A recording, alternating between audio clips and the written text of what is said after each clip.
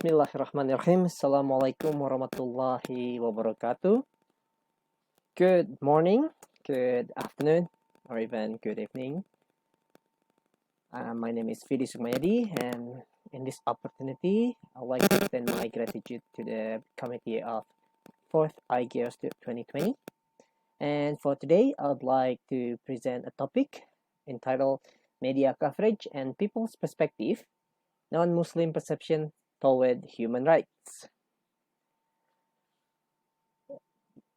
The study will focus on the case of media coverage toward the Rohingya human rights issue based on the perspective of Indonesian non-Muslims, since although they are different in terms of religious belief, but they are from the same geographical region.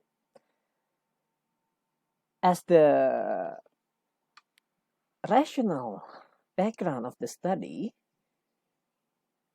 we see that in recent years, the situation of Rohingyas has surfaced to the world attention due to the communal violence that have been occurred in Rakhine state of Myanmar.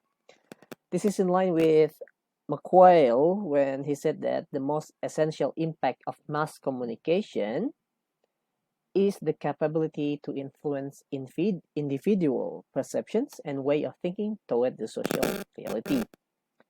And numerous studies, as written in the paper, have also showed that news coverage and geographical conditions can alter public opinions as they promote certain interpretation. And these stories could offer extra journalistic values such as politics, social, cultural values, religious values, human rights, and economics.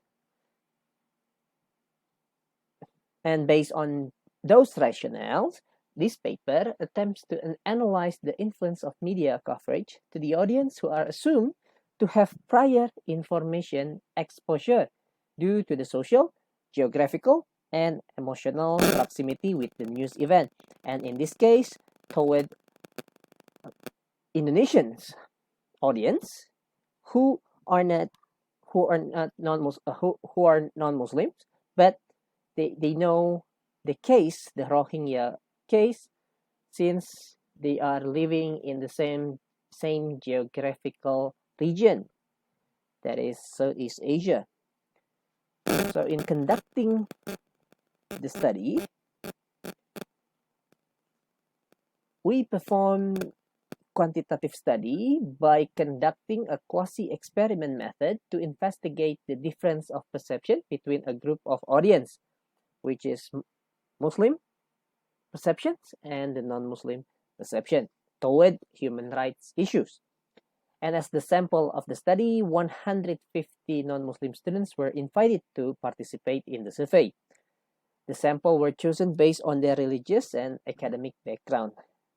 In this paper, students' perceptions toward human rights violation is used as the variable of the study, and it has 7 dimensions and 14 indicators with a total of 44 question items. And as the instruments, the authors distribute self-administered closed questionnaires online and offline, and the authors have provided alternative answers to be answered by the respondents. And as a result, here we can see that the data processing results indicated that the mean value of the initial point of 140.88 indicated a relatively high response.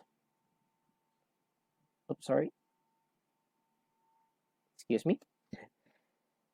So the initial point indicated a relatively high response to the perception of human rights. Then the post-test treatment